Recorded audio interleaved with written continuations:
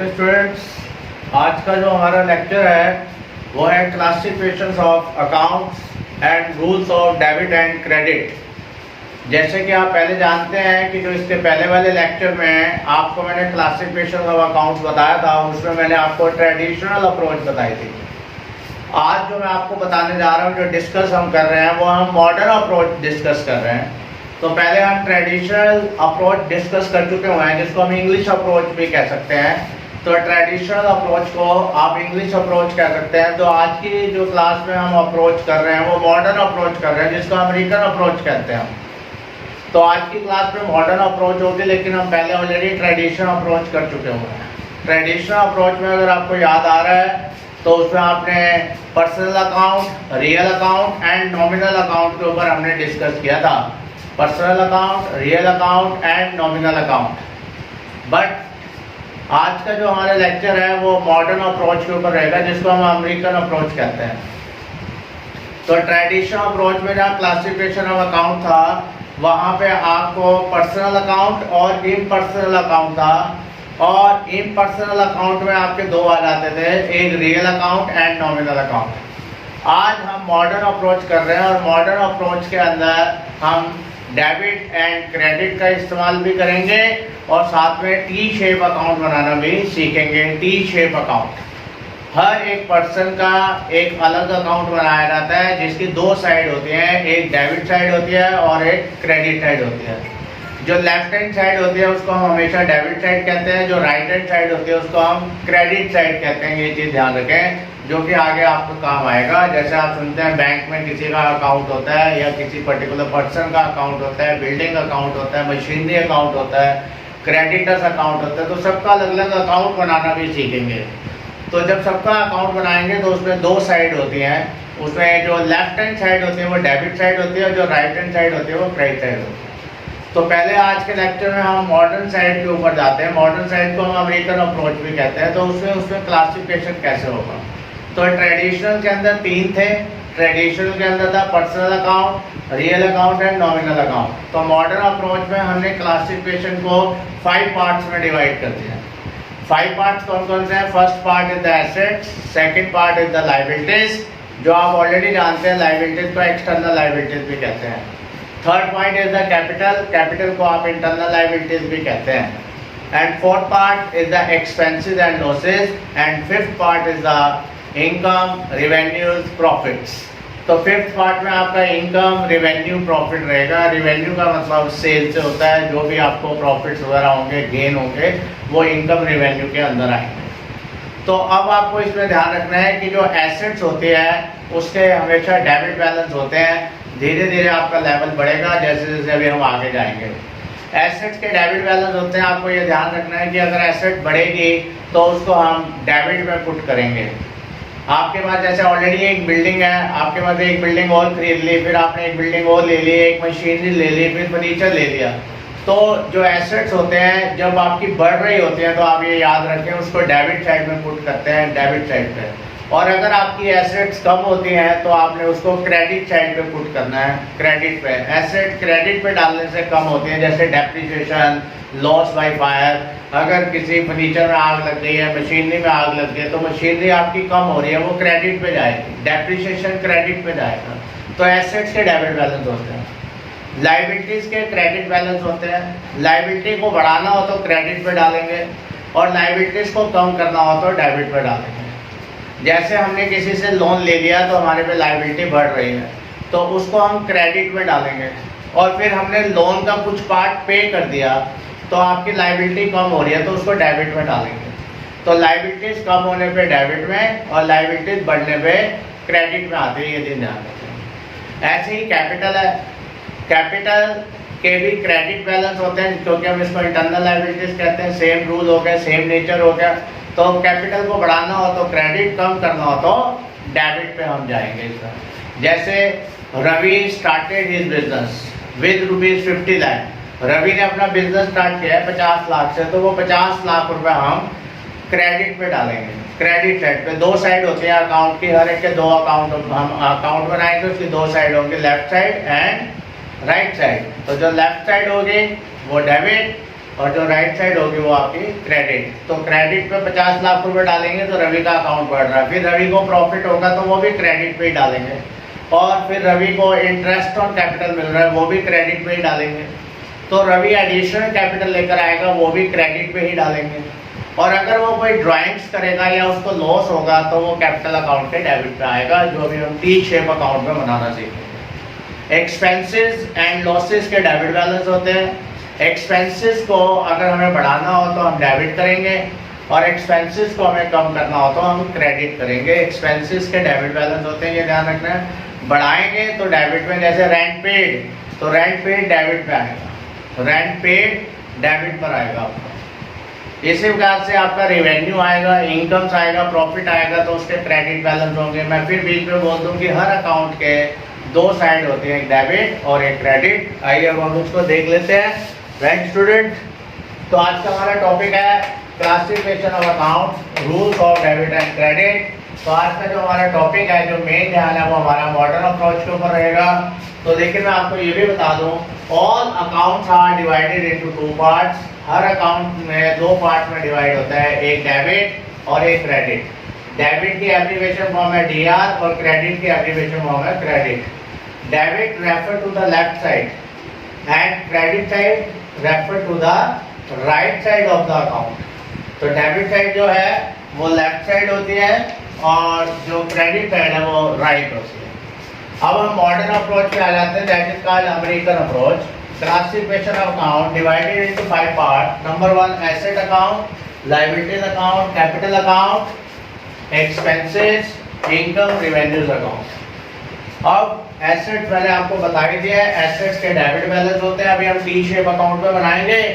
अगर एसेट्स को बढ़ाना हो तो ध्यान से नोट कर ले, अभी मैंने आपको बताया था डेबिट अगर आपकी एसेट, और अगर आपकी एसेट कम हो रही है, लॉस बाय फायर, तो उसको क्रेडिट पे डालेंगे। तो अभी हम थोड़ी देर में इसका टी शेप अकाउंट जब बनाएंगे तो टी शेप अकाउंट आपका ऐसा बनेगा। तो ये वाली साइड जो होगी वो डेबिट होगी और ये वाली साइड जो होगी वो क्रेडिट होगी, that is called T shape account. Liabilities के जो होते हैं वो क्रेडिट बैलेंस होते हैं। अगर लायबिलिटीज को आपने बढ़ाना है तो क्रेडिट, लायबिलिटीज को कम करना है। तो अभी इसका भी हम जब टी शेप अकाउंट बनाएंगे तो टी शेप अकाउंट ऐसा बनाएंगे, तो यहाँ पे डेबिट आ जाएगा, यहाँ पर credit. Left hand side is the debit, right hand side is the credit.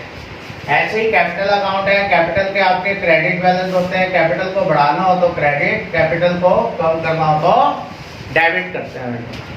तो इसमें भी जब हम बनाएंगे तो अभी हम करेंगे इसको, तो इसमें ये भी डेबिट है, ये क्रेडिट है। एक्सपेंसेस एंड लॉसेस के डेबिट बैलेंस होते हैं। एक्सपेंसेस को बढ़ाना हो तो डेबिट और कम करना हो तो क्रेडिट। इसका भी हम टी शेप अकाउंट बनाना सीखेंगे।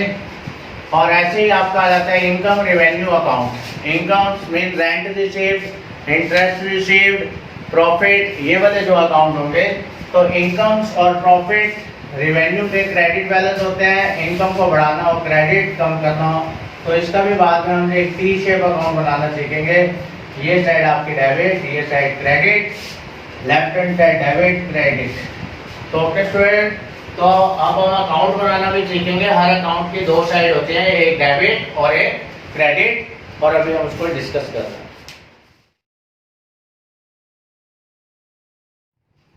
ओके स्टूडेंट्स, अब आपने रूल्स पढ़ लिए कि एसेट्स में क्या होता है। एसेट्स को बढ़ाना हो तो डेबिट बैलेंस होता है, और अगर कम करना हो तो क्रेडिट करना होता है। और अब हम आपको टी शेप अकाउंट की तरफ लेकर जा रहे हैं कि टी शेप अकाउंट कैसे बनाए जाते हैं, जिसकी लेफ्ट हैंड साइड जो होती है वो डेबिट साइड होती है और राइट हैंड साइड जो होती है वो क्रेडिट साइड होती है। तो आपने जो रूल अभी पढ़ा है तो हम उसको हम टी शेप अकाउंट में कन्वर्ट कर रहे हैं। जैसे नंबर 1 एसेट अकाउंट बनाना है, आपने फर्नीचर अकाउंट बनाना है, बिल्डिंग अकाउंट बनाना है, कैश अकाउंट बनाना है, कोई भी अकाउंट बनाना हो एसेट्स का, उसका फॉर्मेट यही रहेगा। ये मान लीजिए पर्टिकुलर रुपीस, यहाँ पे मैंने आपको लॉजिक भी डाल दिया है। इस तरफ आप जो भी लिखोगे उससे ये इंक्रीज होगा। अभी आपने पढ़ा कि एसेट्स को बढ़ाना हो तो डेबिट करेंगे और एसेट्स को कम करना हो तो क्रेडिट करेंगे। तो this side is credit, this side is debit. अगर आपको बढ़ाना है तो वो यहाँ आएगा, चाहे फर्नीचर अकाउंट बनाओ चाहे मशीनरी अकाउंट। अगर आपको कोई लायबिलिटी अकाउंट बनाना है, लोन अकाउंट बनाना है, क्रेडिटर्स अकाउंट बनाना है, रेंट आउटस्टैंडिंग अकाउंट बनाना है, तो फॉर्मेट सेम ही रहेगा, debit side left hand side and credit side is right side. तो फॉर्मेट सेम है, सिर्फ यहाँ ध्यान से देखिए, लायबिलिटी को कम करना होगा तो डेबिट में और इंक्रीज करना होगा तो आपको क्रेडिट में डालना पड़ेगा, क्योंकि लायबिलिटी के क्रेडिट बैलेंस होते हैं।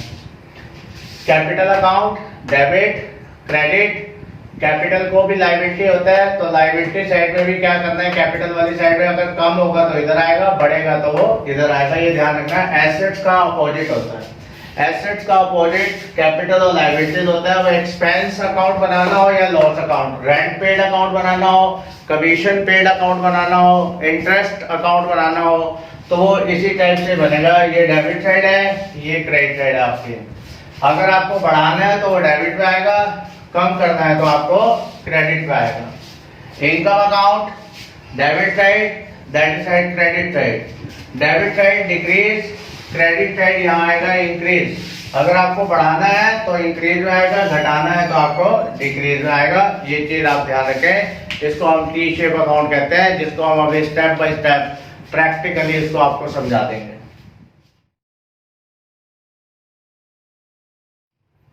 ओके स्टूडेंट्स, अब जो मॉडर्न अप्रोच है वो आपके सामने हम न्यूमेरिकल क्वेश्चन के हिसाब से सॉल्व कर रहे हैं, जिससे आपको और ज़्यादा क्लियर हो जाएगी।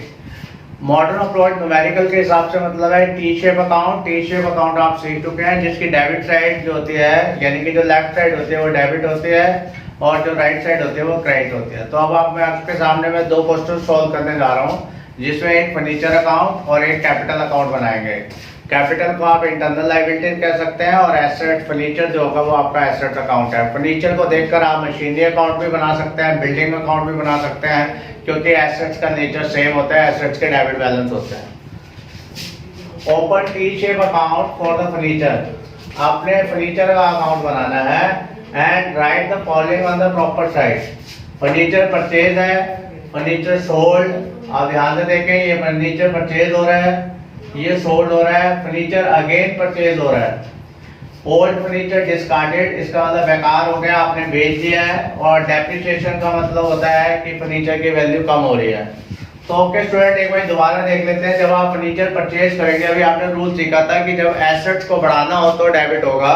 तो अब मैंने आपके सामने फर्नीचर अकाउंट बनाया है, जो इसकी ये लेफ्ट हैंड साइड है, डेबिट साइड है, वो बढ़ने वाली साइड है। और जो ये माइनस का साइन डाला मैंने, इसका मतलब ये है कि यहाँ पे कुछ लिखेंगे तो वो डिक्रीज होगा और अगर यहाँ कुछ लिखेंगे तो वो बढ़ेगा। जैसे अब आपके सामने स्टार्ट कर रहे हैं, फर्नीचर परचेज कर रहे हैं, तो पहला पॉइंट इधर आएगा स्टूडेंट। तो यहाँ पे हम लिखेंगे फर्नीचर, फर्नीचर परचेज कर रहे हैं हम। तो वैसे यहाँ पर टू और बाई वर्ड का चक्कर होता है, वो अभी हम आपको बाद में बताएंगे। अभी हम टू और बाई वर्ड पुट नहीं कर रहे हैं। तो फर्नीचर परचेज ₹20,000, तो आपके पास यहाँ पर आ गया। अभी आपको ये बता रहे हैं कि पॉइंट कहाँ आएगा, टू और बाई वर्ड का इस्तेमाल नहीं कर रहे हैं। वैसे यहाँ पर एक वर्ड आएगा, वो आपको बाद में बताएंगे, टू, और यहाँ पे जो वर्ड आएगा वो बाई आएगा। फर्नीचर परचेज, फर्नीचर सोल्ड करा आपने 5,000 का, तो फर्नीचर आपका कम हो रहा है, तो यहाँ पर आ जाएगा फर्नीचर सोल्ड। Furniture sold ₹5,000। आपका फर्नीचर जा रहा है, फर्नीचर कम हो रहा है तो क्रेडिट पे आएगा, फर्नीचर खरीदेंगे तो डेबिट पर आएगा। अगेन फर्नीचर आपने परचेज करा 8,000 रुपए का, तो यहाँ पर आ गया फर्नीचर परचेज। तो फर्नीचर आप परचेज कर रहे हैं, वो फर्नीचर परचेज आप कर रहे हैं 8,000 रुपए में। आपका 8,000 रुपए से फर्नीचर और बढ़ गया, पहले 20 था फिर 8 हो गया। अब आपने फर्नीचर पुराना हो गया होगा, आप उसको बेच रहे हैं, तो बाय फर्नीचर डिस्कार्डेड। आपने फर्नीचर डिस्कार्डेड कर दिया है, यानी कि बेकार हो गया होगा, आपने उसको बेच दिया है। तो फर्नीचर डिस्कार्डेड 2,000 रुपए। आपका फर्नीचर कम हो रहा है। अब डेप्रिसिएशन है, डेप्रिसिएशन आप ऑलरेडी जानते हैं, वैल्यू ऑफ जो फिक्स एसेट होती है वो डिक्रीज होती है। तो वो कितने रुपीस है, 2,000 है। तो यहाँ पर पांचवा पॉइंट आएगा आपका बाय डेप्रिसिएशन। तो यहाँ पे भी मैंने आपको बोला डेप्रिसिएशन भी आएगा और बाई वर्ड वगैरह भी आएगा। बाई वर्ड वगैरह भी हम यूज नहीं कर रहे हैं यहाँ पर। तो ये आ गया 2,000 रुपए। तो जिनसे जो चीज कम होगी वो यहाँ आएगी, जिनसे जो चीज बढ़ेगी वो यहाँ आएगा। तो अब आप सभी स्टूडेंट ध्यान से देखें, तो इसका हमने टोटल करा 28,000 और यहाँ पे स्टूडेंट हमने इसका टोटल करेंगे 5 और 2 7, 7 और 2 9, तो यहाँ पे 9,000 आ रहा है आपके पास। तो अब आप देखेंगे कि आपकी कौन सी वाली साइड का टोटल ज़्यादा है, आपके डेबिट वाली साइड का टोटल ज़्यादा है। तो अब आप इसको टोटल करेंगे तो यहाँ लिखेंगे बैलेंस, यहाँ पे बैलेंस वर्ड आएगा। तो अब हम इसको इक्वल कर देंगे, तो यहाँ पर आ गया 28,000 और यहाँ पर भी लास्ट में 28 आना चाहिए, दोनों साइड इक्वल होनी चाहिए। यहाँ का टोटल 28 है, तो 28 में से हम 9 माइनस कर देंगे। 28 में से अगर हम 9 माइनस करें तो आपके पास 19,000 हो जाता है। तो वो 19,000, इसका मतलब अगर हम यहाँ डाल दें तो 9 और 19 हो गए 28,000। तो इस समय आपके पास जो फर्नीचर का बैलेंस है वो 19,000 रुपये है, 19,000 है। 28 में से ये माइनस कर देंगे तो 19,000 का आपके पास फर्नीचर है। आपकी डेबिट साइड आपकी बड़ी आ रही है।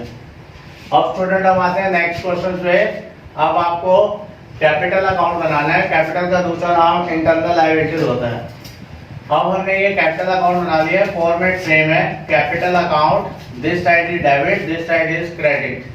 कैपिटल में अगर वो कम होगा तो इधर आएगा और अगर कैपिटल बढ़ेगा तो इधर आएगा। अब आपको देखना है, आपने अकाउंटिंग इक्वेशन भी कर चुके हुए हैं, तो अकाउंटिंग इक्वेशन में भी आपको बताया था कि कैपिटल किन किन कारण से बढ़ता है। सबसे पहला पॉइंट है Ravi started business with cash. तो बिजनेस बढ़ रहा है तो यहाँ आ जाएगा कैश। अभी मैं टू और बाई वर्ड यूज नहीं कर रहा हूँ, मैं आपको बता रहा हूँ कैश। तो पहला पॉइंट यहाँ आएगा 1 लाख रुपीज। अब आप सेकंड पॉइंट देखेंगे, विड्रू है। Withdrew from business for personal use. Personal use आपको मालूम है ड्राइंग्स हो जाता है, तो यहाँ पॉइंट आ जाएगा सेकंड ड्राइंग्स। ड्राइंग्स में कैश, तो आपके पास से कैश जा रहा है बिजनेस से, तो बिजनेस में से पैसा कम हो जाएगा 10,000 रुपीज।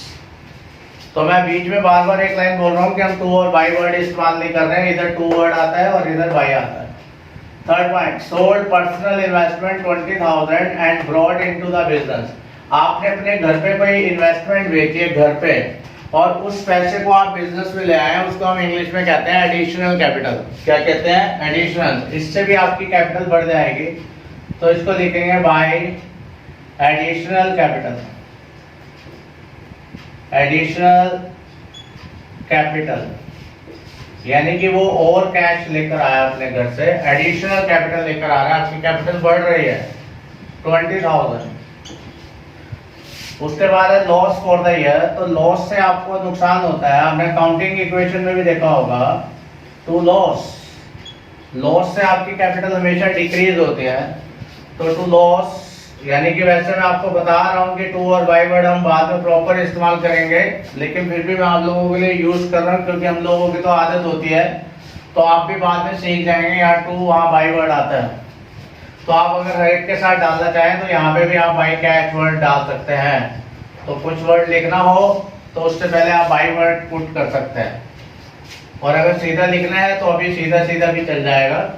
लाइफ इंश्योरेंस प्रीमियम भी ड्राइंग्स होता है। लाइफ इंश्योरेंस प्रीमियम ध्यान रखिए, income tax paid, life insurance premium, ये भी ड्राइंग्स होते हैं। ये पॉइंट ध्यान रखिए, इंपॉर्टेंट पॉइंट है लाइफ इंश्योरेंस प्रीमियम, तो ये भी ड्राइंग्स का पॉइंट है। Life insurance premium, life insurance premium, ये भी ड्राइंग्स है, इससे आपकी कैपिटल कम होगी, और कैपिटल कम होगी तो डेबिट में आएगी। स्टूडेंट इस चीज को ध्यान रखें। अब हम इसका टोटल करेंगे। यहाँ का टोटल आ रहा है स्टूडेंट 1,20,000, यहाँ का टोटल आ रहा है 30, तो यहाँ पे 30,000 है। अब आपकी ये साइड बड़ी आ रही है, दोनों का डिफरेंस करेंगे तो यहाँ का टोटल हमें 1,20,000 दिखाना है हमें टोटल। यहाँ का टोटल भी 120 आना चाहिए, तो इसका मतलब इस बारी जो बैलेंस है वो यहाँ आएगा, क्योंकि ये साइड छोटी पड़ गई। तो कितने रुपीज से छोटी पड़ गई? 90,000 से। 1,20,000 में से 30,000 माइनस करेंगे तो 90,000 आपकी साइड हो गई, 90,000 का बैलेंस आ जाएगा। Right student? तो कैपिटल को कम करना हो तो इधर आएगा, कैपिटल को बढ़ाना हो तो उधर, और एसेट्स को बढ़ाना हो तो इधर, घटाना हो तो इधर आ जाएगा।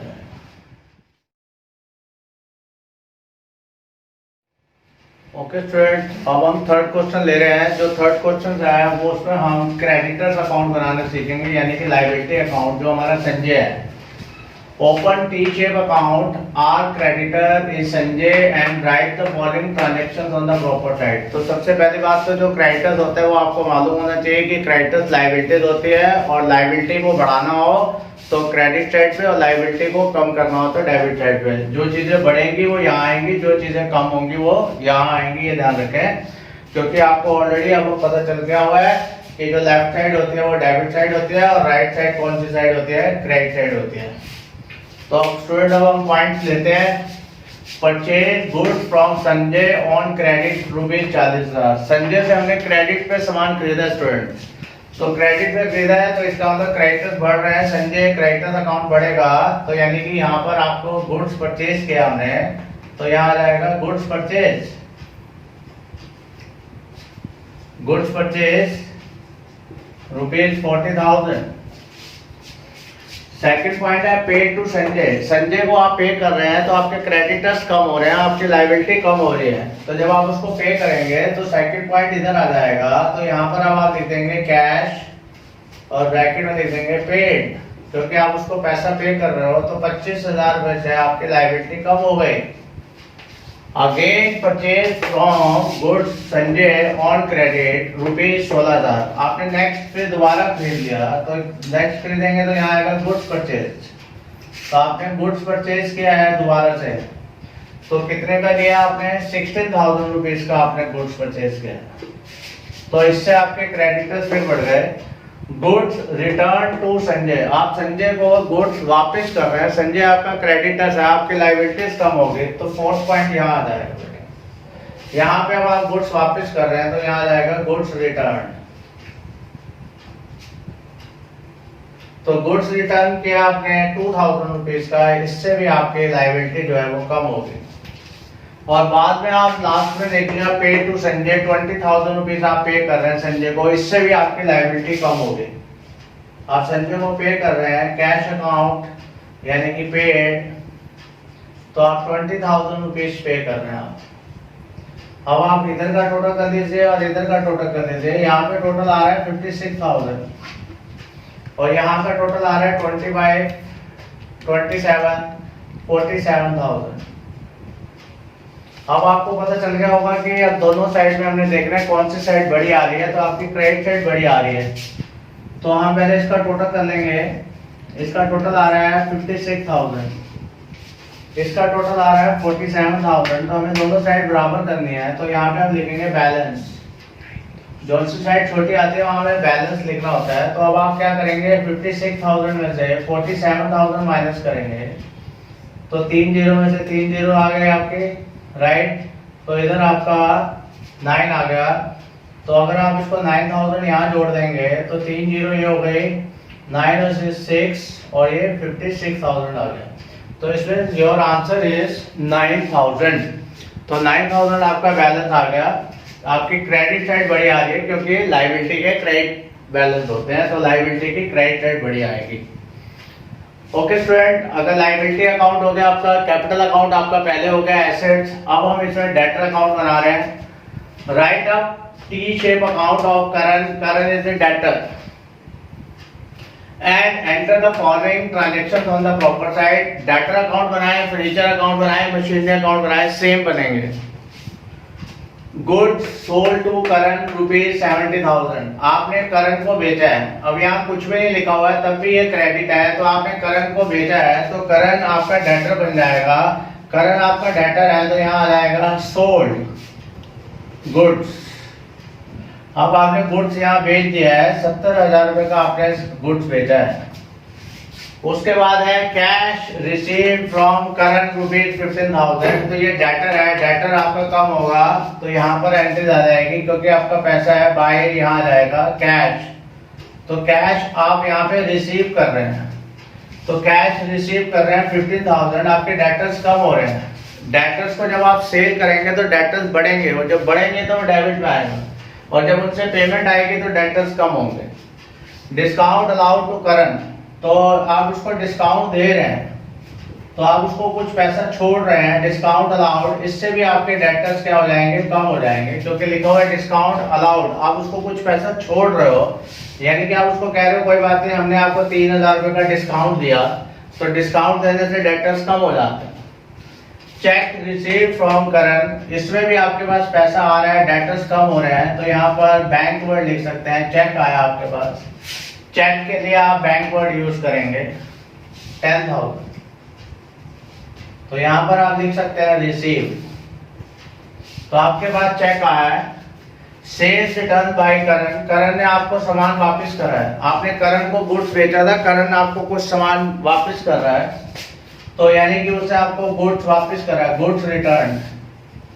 इसको आप सेल्स रिटर्न कह सकते हैं। तो वो आपको 5,000 रुपीज वापस कर रहा है गुड्स। तो अब इसका यहाँ का टोटल कर लें और इधर का टोटल कर लें। यहाँ का टोटल आ रहा है आपका 70,000, इसका टोटल कर लें, ये आपके 15 हो गया, 10 5 15 18 राइट, 18 33,000। तो यहाँ का टोटल 33 आ गया। एक बार दोबारा देख ले, 15 में 10 जोड़ेंगे 25, 25 में 5 30, 3 और 3 आपके 33,000 हो गया। अब ये 33,000 हो गया, तो इसमें से अब आपने माइनस करना है।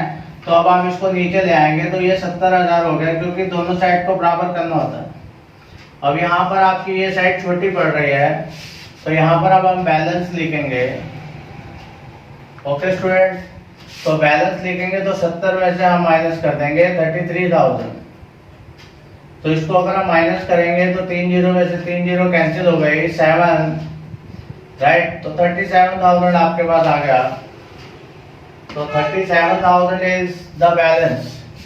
तो 37,000 आपके पास बैलेंस आ गया। इसका टोटल कर लें, 3 और 7 10 हो गए, 3 और 6 7, तो मीन 70,000। तो बैलेंस, तो आपने देखा आपने ये डेटर अकाउंट बनाया, तो डेटर अकाउंट की आपकी डेबिट साइड बड़ी आएगी।